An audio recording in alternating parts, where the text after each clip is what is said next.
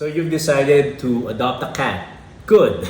So right now, maybe you're wondering, how do you prepare your own home for your cat? Especially if it's your first time, it can get a bit tricky how to make sure that your house or your home is safe for your cat. So today, we're going to just look at the different ways to prepare your house for a cat. So this is SirNicolay and we're going to learn something new today.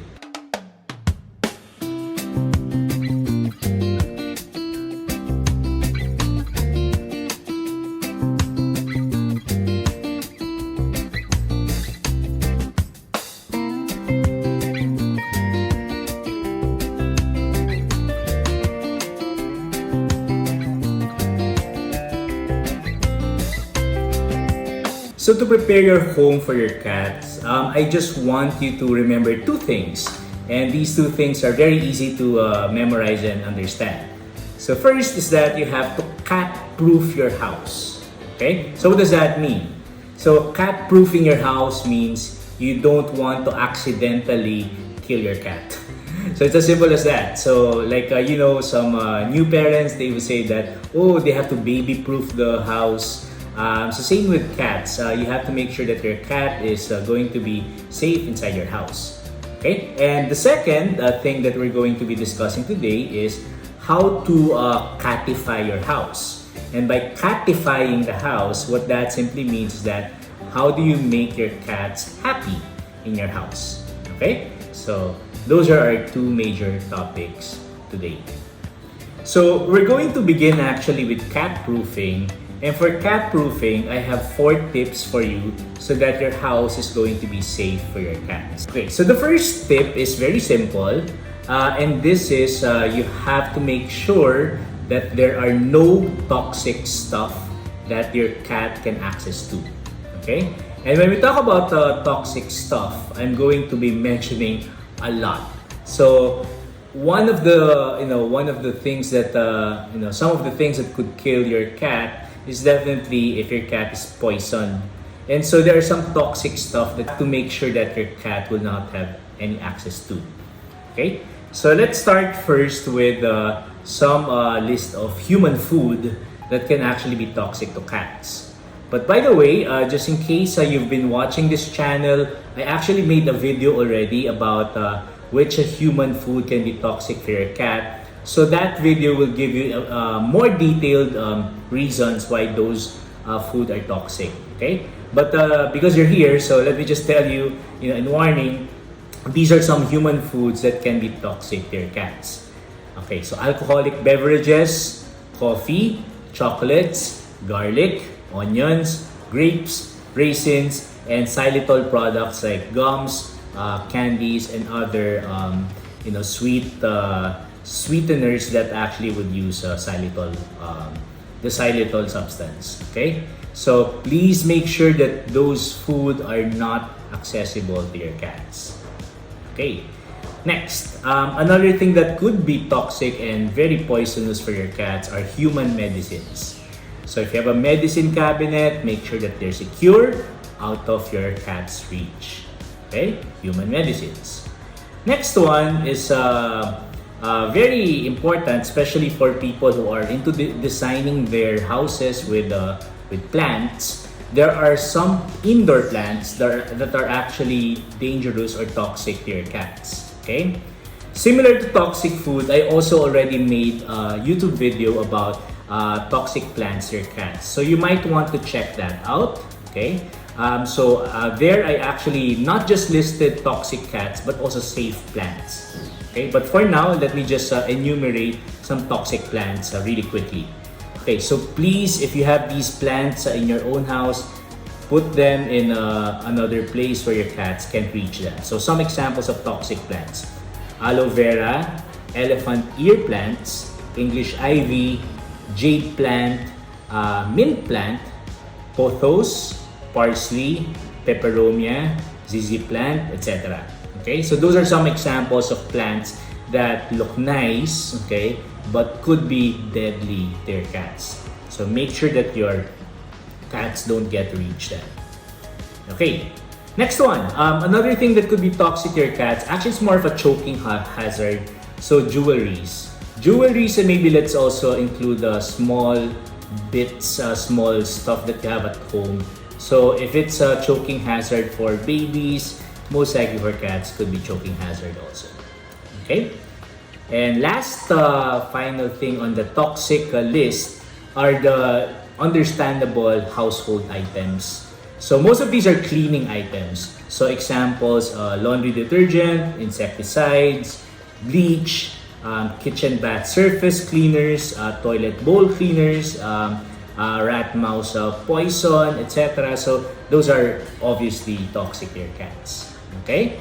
So that's actually the first thing you have to do to cat-proof your house. Make sure that these toxic stuff are away from your cat's reach. Okay? Because you don't want your cats to be poisoned or to choke on these particular stuff. So the next one that that you should do to cat-proof your house is to make sure that the electric wires and the furniture are cat-proofed also. And by cat-proofing electric wires and furniture, so I'm going to talk about two things here. So for electric wires, you can simply cover them. So there are some actually plastic case or like covering for wires. You might want to get that. So that can be helpful. And for furniture, I also made a video already about how to make your cats avoid scratching your furniture. You can follow that video. But in essence, some of the things I mentioned there would be you can actually put some surfaces on your plat, so like aluminum foil or like what else, a sandpaper, so that if you stick those to some of your furniture, your cats will not scratch. Okay. Or one of my popular pieces of advice in that video, use Vicks Vapor Rub. So if you rub Vicks Vapor Rub on wires and furniture, your cats will avoid them. So definitely, that's actually sometimes that would work. Okay, number 3, cat-proofing your house. Make sure that there are no unstable objects that could fall on your cats. So if you have elevated, displays, display shelves, and there's stuff that are displayed, those are not very good for cats because cats love jumping on elevated surfaces. So therefore, some of those things in display shelves might fall on your cat. So just be careful, or if they're there, just make sure that they're safe and not easily, they would not easily topple or fall on your cat. So again, unstable objects, particularly the ones that are in elevated areas. Okay, and speaking of elevated areas, this is not true for all homes, but if you live in a building that's very high, okay, like a high-rise apartment or condominium, obviously you have to screen your windows so that your cat will not fall, out of the window. But then again, if you're also living in a ground floor house, like a bungalow or a simple house, you can just make sure that your doors and windows are closed. Make sure that your cats would not escape, because obviously cats might want to escape your house or like explore for a mate, and that happens. So when your homes are safe, enclosed, that means the doors are locked or like the windows are not really open, those are okay. You can screen them also. Put a screen, like a metal screen, on the onto your window so that your cats will be safe.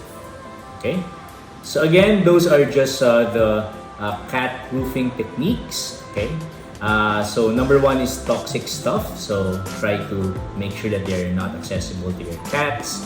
Number 2, electric wires and furniture, so you can cat-proof by covering them or applying Vicks Vapor Rub. Number 3, make sure that your elevated surfaces like display shelves are high enough, not just high enough but stable, particularly the stuff that are displayed there. Okay, and finally, close the windows and the doors for your cats. Okay. So those are the ways that you can cat-proof your own house. Now, the next part that we're going to be talking about is catifying the house. And what catifying means again is you would want your house to be fun or safe for your cats, in the sense that your cats would want to live in your house. Okay? So these are some of the things that you should prepare in your house so that your cats would love your house. Okay, number one, and the most important of them all, is a safe personal space for your cat. Why is that important? Why is having a safe personal space important for your cats? Because your cats are very territorial. Cats, you will notice this a lot when you introduce a cat into your house. Your cat will actually look around. Will look around and will try to sniff at everything, trying to make sure that he is safe. So that is usually what happens when you bring a new cat to your house. The cat will survey the territory. Okay? So by putting your cat in a cat room, or if you have a bedroom and that's where your cat will stay, having a very good space for your cat to be good for your cat. Okay? So what does a safe personal space would mean? So the cat ideally should be alone in that space with a human being. That's okay also. If there are other cats, make sure that the other cats are not there at first. Or if there are other pets, same, like a dog, the dog should not be there. And then just make sure that the safe personal space would have the essentials for your cats. So when I say essentials, these are the essentials. Litter box, obviously, should be there. The food and water bowl should be there. Clean food, clean water bowl. A scratch post, so that when your cats would need to relax and sharpen their claws, the scratch post will be there. And finally, cat toys. Okay, especially if you're getting a kitten. Those are ways how you can make sure that the personal space is not just safe, but it has the essentials. Okay, so litter box, food water bowl, scratch post, and cat toys. Okay, you might want to ask, because this is a usual question that's asked of me. How about cages? Can I put my cat in a cage as a personal safe space? So this is actually my personal opinion about that. Cages for me, I don't have a cage at my place at all. I don't really use cages. And I don't want actually to use cages because I have a cat room. Which means that when I am around cleaning the house and when I want my personal space, I put my cats in the cat room, like right now, and they're quiet and they're going to be just safe. But of course, not all houses have a cat room or a